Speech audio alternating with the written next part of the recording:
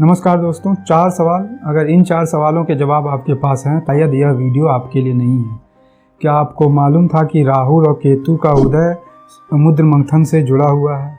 उसी प्रकार लक्ष्मी और निद्रा देवी का उदय भी समुद्र मंथन से जुड़ा हुआ है। क्या आपको मालूम है कि हरिद्वार, प्रयाग, उज्जैन और त्र्यंबकेश्वर जो है, इन चारों जगह जो हमारा कुंभ का मेला होता है वह इसलिए होता है क्योंकि जब देव अपने अमृत को प्याले को लेकर जा रहे थे तो कहा जाता है कि इन 4 जगहों पर वह अमृत की कुछ बूंदें गिरी थी, इसलिए यहाँ पर जो भी नहाता है कुंभ के दौरान उसको मोक्ष मिल जाता है, ऐसा माना जाता है। क्या यह कहानी आपको मालूम थी? और चौथी और अंतिम कहानी की समुद्र मंथन की जो कहानी है वह आपके अपने जीवन की कहानी है, जहाँ समुद्र एक आपको संसार के रूप में दिखाया जा सकता है और मंथन जो है आपके द्वारा किए गए सारे प्रयासों जिसकी वजह से आप चाहते हैं कि आप जो उम्मीद कर रहे हैं उस लक्ष्य तक पहुंचने के लिए आप जो भी प्रयास करते हैं, जो भी उसके लिए कोशिश करते हैं, जिस प्रकार के भी आप कार्यक्रम करते हैं, कार्य करते हैं, उन सभी को हम मंथन का नाम देते हैं। और जब आपका जो अपना ध्येय है वह मिल जाए उसको हम लोग अमृत की तरह देख सकते हैं। अगर यह चारों संदर्भों का आकलन या आपकी वो समझ है तो इसके बाद आपको यह वीडियो देखने की ज़रूरत नहीं है। लेकिन अगर आपको लगता है कि इसके बाद भी आप कुछ नई जानकारी या नई तरह के संदर्भ समझना चाहते हैं तो आप आगे वीडियो देख सकते हैं। समुद्र मंथन वह ऐसा अभियान जिसमें कि जितने देवता लोग हैं वो उन्होंने असुरों के साथ मिलकर एक गठबंधन बनाया। गठबंधन बनाने का सिर्फ और सिर्फ यही कारण था कि दोनों लोगों का एक ही गोल था, एक ही ध्येय था, एक ही मकसद था, और वह था कि किस प्रकार से अमृत को अपने लिए ले लिया जाए ताकि वो अमृत लेने के बाद आप अमर हो जाएं। तो यह सारी कहानी तब चालू होती है जब इंद्र अपने ऐरावत पर कहीं घूम रहे थे तो वहाँ पर उन्हें दुर्वासा नामक एक ऋषि मिले जिन्होंने एक फूल की माला जो है उनको दी। तो इंद्र ने उस फूल की माला को अपने हाथी ऐरावत पर चढ़ा दिया, पर उसकी सुगंध इतनी तेज़ थी तो बहुत सारी मधुमक्खियाँ वहाँ पहुँचकर उस फूल के ऊपर मंडराने लगी। इससे ऐरावत बहुत व्यथित हो गया, परेशान हो गया, तो उसने उस माला को नीचे ज़मीन पर पटक दिया। जैसे ही यह ज़मीन पर पटका गया तब दुर्वासा ने इंद्र को श्राप दिया कि आपकी सारी शक्तियाँ, सारे देवताओं की शक्तियाँ वो ख़त्म हो जाएंगी क्योंकि आपने मेरा दिए हुए जो गिफ्ट था, मेरा दिया हुआ जो आपके लिए एक स्नेह भावना से चीज़ थी, उसका आपने अपमान किया है। अब यह देखते ही हुआ यह कि सारे देवताओं का और इंद्र की भी सारी शक्तियाँ कम हो गई, कमज़ोर हो गई। इसके बाद जितनी भी लड़ाइयाँ हुई असुरों के साथ उसमें हर बार असुर जीतते रहे।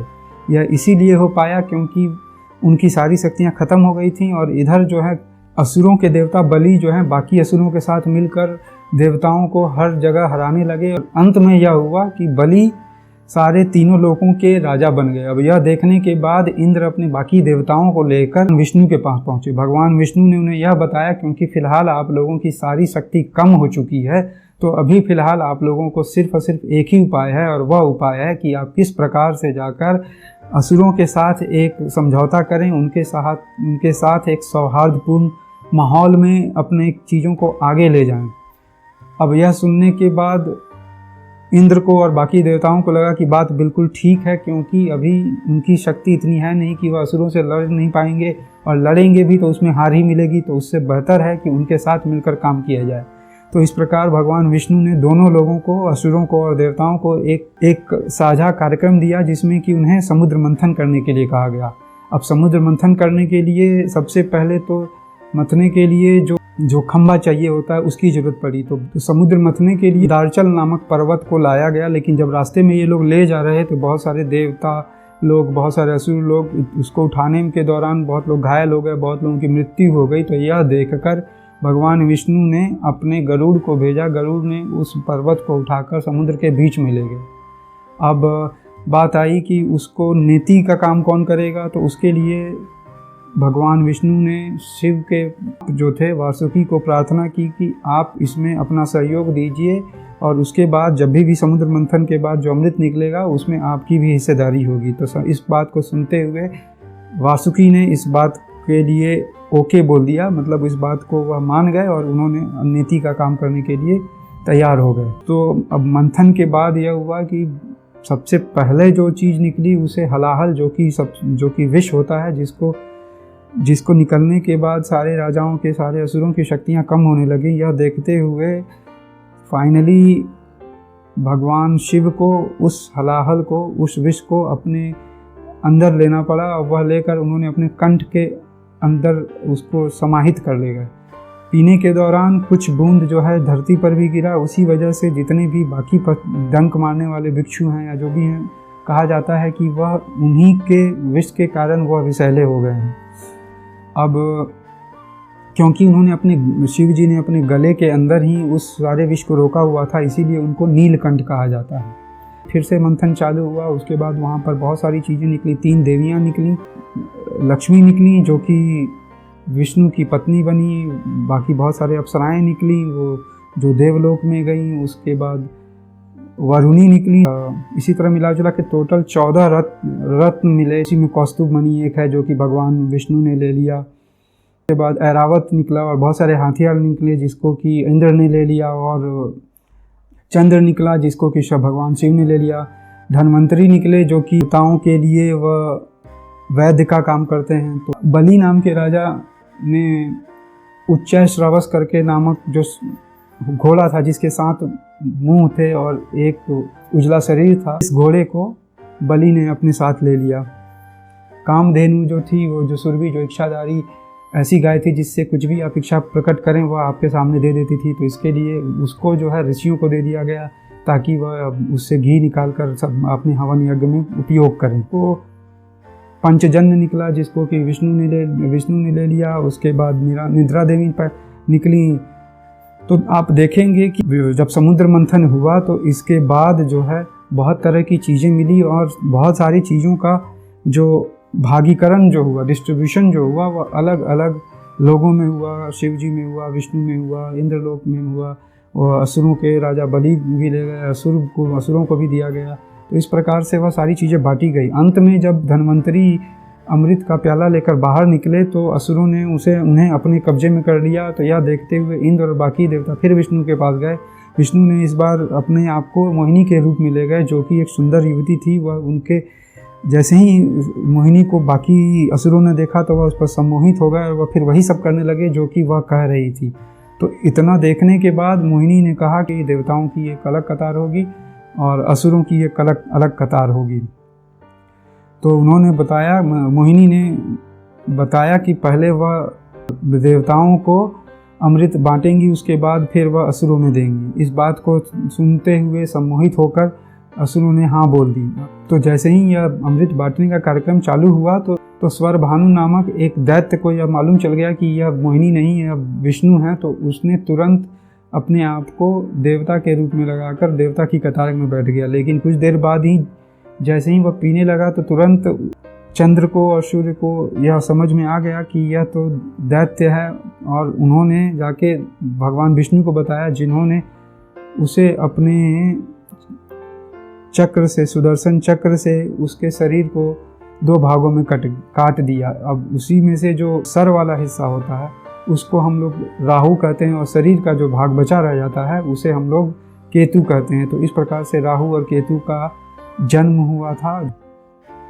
अब सारे देवताओं को जब अमृत पिला दिया गया तो विष्णु अपने अवतार में आ गए। यह देखकर सारे असुर फिर चकित हो गए और उन्होंने फिर से लड़ाई करना चालू कर दिया बाकी देवताओं के साथ। लेकिन अब हुआ यह था कि सारे देवताओं ने क्योंकि अमृत पी लिया था तो इस वजह से वह अब ज़्यादा शक्तिशाली थी और उन्होंने सारे दूसरे असुरों को अब उस लड़ाई के दौरान अपने शक्ति से, अपने बल से हरा दिया। इसमें इंद्र ने बलि को हराकर अपने इंद्रलोक को वापस ले लिया। तो आप देखेंगे कि किस प्रकार से इस पूरे समुद्र मंथन का उपयोग अमृत पाने के लिए देवताओं के द्वारा और असुरों के द्वारा एक साथ कार्यक्रम चलाया गया। अगर इसे आप अपने जीवन के हिसाब से जोड़ेंगे कि कैसे आपके जीवन से रिलेटेड है तो आपको यह समझ में आना चाहिए कि समुद्र मंथन का सॉल्यूशन का प्रतिबिंब है। तो सबसे बड़ा दिक्कत जो इस समय थी वह इंद्र और बाकी देवताओं का कमज़ोर हो जाना था। तो उसके लिए और यह इच्छा कि अमर हो जाएं, तो अमर होने के चक्कर में देवता और असुर दोनों मिलकर समुद्र मंथन करने लगे। तो हमारे जीवन में भी समुद्र जो है वो कहीं ना कहीं हमारे आम संसार को दिखाता है। मंथन जो है हमारे द्वारा किए गए जो भी कार्यक्रम जो हम सोचते हैं कि हमें अपने लक्ष्य को प्राप्ति करने के लिए, यानी कि अमृत को प्राप्ति करने के लिए वो करना पड़ेगा। तो अमृत को प्राप्ति के दौरान हमें कई बार भगवान विष्णु के एक अंश के हिसाब से अपने सारे कार्यक्रम करने पड़ेंगे, जहाँ पर हमें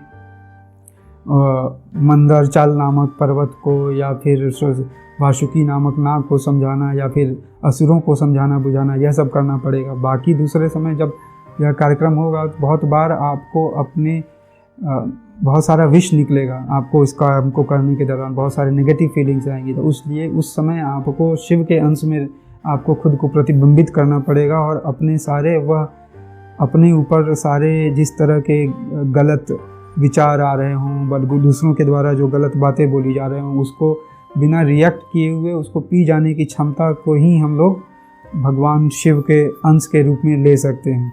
तो इस प्रकार के सारा जब प्रयोजन कर लेंगे तब हमें समझ में आएगा कि समुद्र मंथन एक कहानी ही नहीं, बल्कि आपके आम जीवन की, आपके आम समय की द्वारा किए गए ऐसे सारे प्रयासों का एक प्रतिबिंब है जो कि आप करते हैं ताकि आप अपने जीवन के जो लक्ष्य हैं, उस समय के जो लक्ष्य हैं उसको पूरा कर लें। अगर आप पूरा कर लेते हैं तो उसको उसी को मोक्ष के हिसाब से समझाया गया है, जहाँ पर यह अमृत के हिसाब से बताया गया है, जिसको पीने के बाद अमरत्व हासिल हो जाता है। वहीं पर अगर आपको अपना गोल मिल जाए, अगर आपको अपना जो परिणाम आप चाह रहे हैं वह मिल जाए, तो शायद उस समय उसको आप एक तरह से कहीं उस समय के लिए मोक्ष के तरह देख सकते हैं। तो उम्मीद करता हूँ कि आपको यह सारी कहानी या उसके बाद उसका किस तरह से आपके जीवन से यह जुड़ी हुई है, यह कहानी का जो पूरा जो विवरण है वह ठीक लगा होगा। धन्यवाद अपना समय देने के लिए।